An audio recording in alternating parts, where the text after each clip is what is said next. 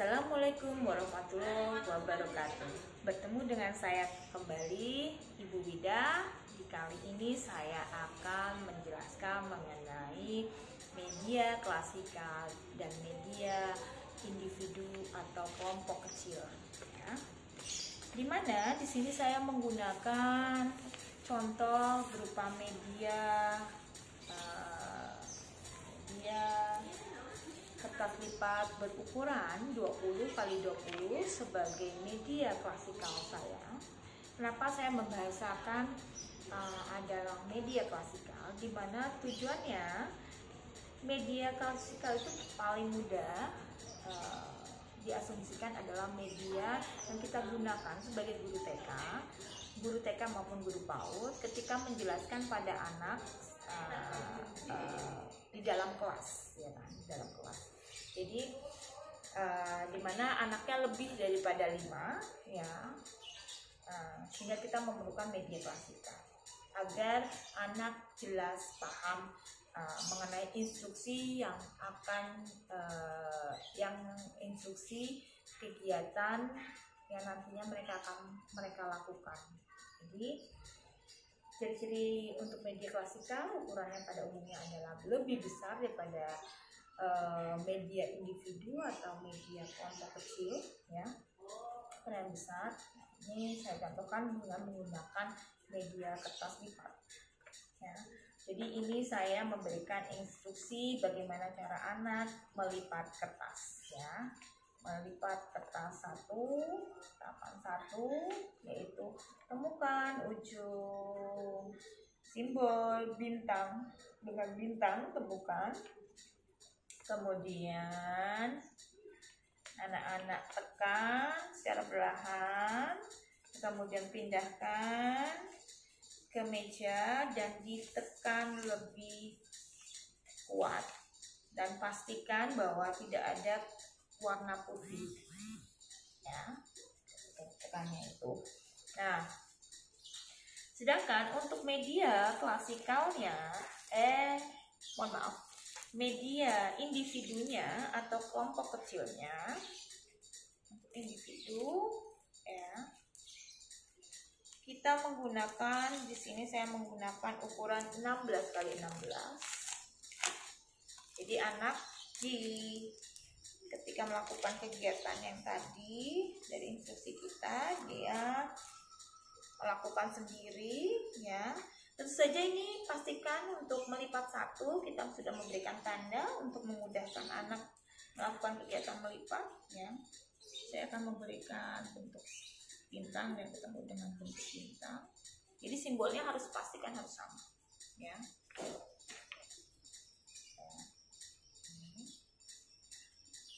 Nah, ini ketika anak melakukan sendiri, berarti kan ini posisi di meja, anak berada di meja, kemudian anak menentukan. Nah, jadi ukurannya adalah ukuran sesuai dengan kondisi anak, ya. Ada kondisi anak. Ini menjadi media untuk anak pada kegiatan anak melipat, ya. Jadi ukuran 16 x 16 atau ukuran 14 x 14 itu kita rekomendasikan untuk sebagai media untuk anak melakukan kegiatan melipat ini, ya. Oke. Kemudian Bu Wida, kalau misalnya ini hanya satu sampel, nah saya contohkan kembali. Nah, ini misalnya adalah contoh ini menjadi media klasikal, ya. Saya menjelaskan pada anak, saya membuat ukuran lumayan besar yang bisa untuk memberikan instruksi pada anak bagaimana cara menganyam, ya, bagaimana cara menganyam, ya. Anak memasukkan pada garis angka 1, keluarkan di angka 2, dan masukkan kembali di garis 3. Nah, ini adalah untuk media klasikal. Nah, kalau misalnya untuk Untuk media anaknya Bu, ya berarti bisa ukurannya segini.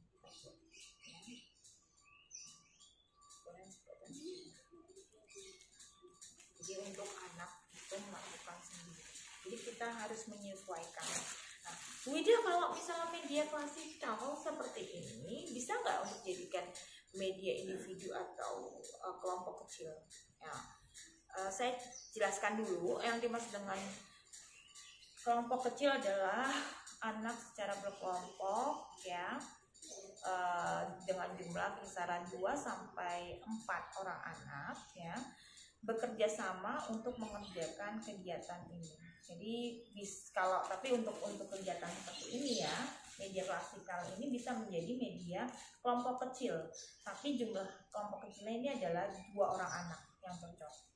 Jadi ini untuk menentukan adalah kelompok kecilnya adalah jumlah 2 atau 4 orang apa, itu bagaimana Bu Ida untuk cara menentukan bahwa ini bisa untuk 4 orang, ini kelompok kecilnya adalah hanya batasannya cuma 2 orang anak saja, itu dari mana?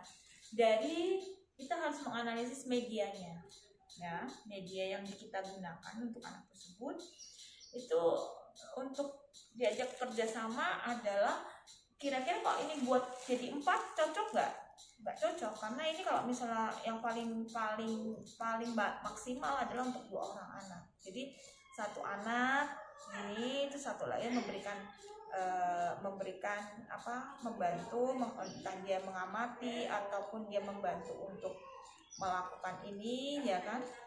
Nanti gantian anak yang kedua, aku yang warna biru, aku yang warna merah ya. Kalau misalnya yang cocok untuk 4 orang anak ya, itu harus kita lihat lagi bentuk dari jenis dari karakteristik media tersebut, mana yang memang memungkinkan untuk digunakan menjadi 4 orang anak ya. Oke, kembali lagi ya. Jadi kalau misalnya kita memiliki media klasikal ini otomatis bisa digunakan untuk terutama kayak seperti ini ya, karena ini kan istilahnya bisa dilepas lagi, bisa dilepas lagi, bisa dipasang lagi gitu ya, dan tidak ada kaitannya dengan pemberian nama anak ya. Jadi ini bisa digunakan oleh secara bergantian oleh setiap anak. Nah, untuk media sejenis seperti ini, maka media klasikal ini bisa juga digunakan menjadi media individu atau media kelompok kecil. Namun untuk media kelompok kecilnya saya anjurkan hanya untuk 2 orang anak saja, gitu ya. Oke. Akan tetapi kalau medianya adalah ukuran kecil, ya, tidak saya anjurkan untuk dijadikan sebagai media klasikal. Ya. Jadi saya anjurkan untuk kalau itu bagaimana caranya media tersebut menjadi berukuran lebih besar dibandingkan media aslinya. Contoh Bu Ida, ya. Saya punya buku cerita nih, ukuran seperti ini. Anak saya jumlah 30 sampai 40. Bagaimana buku cerita ini bisa terlihat inti poinnya kalau ini menjadi media klasikal? Bagaimana buku cerita ini bisa terlihat untuk jelas untuk untuk jumlah anak 30 sampai 40 orang anak? Nah, caranya gimana? Caranya kita foto, kemudian kita masukkan menjadi PPT, atau ini kita jadikan video. Nah, kemudian link videonya itu ditonton oleh anak.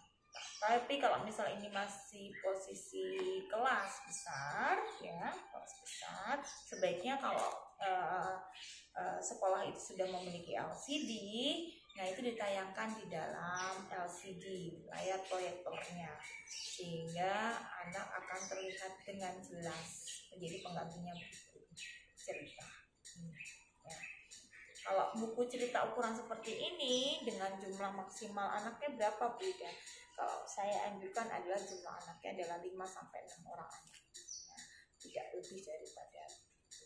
Karena kasihan, nggak kelihatan. Jadi mereka hanya mencermati omongan kita saja, sedangkan dia pengen tertarik dengan melihat gambarnya, semua akhirnya maju ke depan gitu loh. Jadi saya menganjurkan ini ukurannya minimal. Kalau ini mau dijadikan media klasikal, ini dipoto, bisa juga setelah dipoto kemudian di print out, kemudian jadikanlah itu dalam bentuk ukuran A3 ya. Jadi hasil dari kita tersebut nanti tinggal kita print, kita masukkan ke sini. Jadi itu cerita. Ya, saya anjurkan adalah bentuknya landscape. Ya. Karena kalau landscape itu backgroundnya lebih luas, lebih terlihat jelas oleh anak.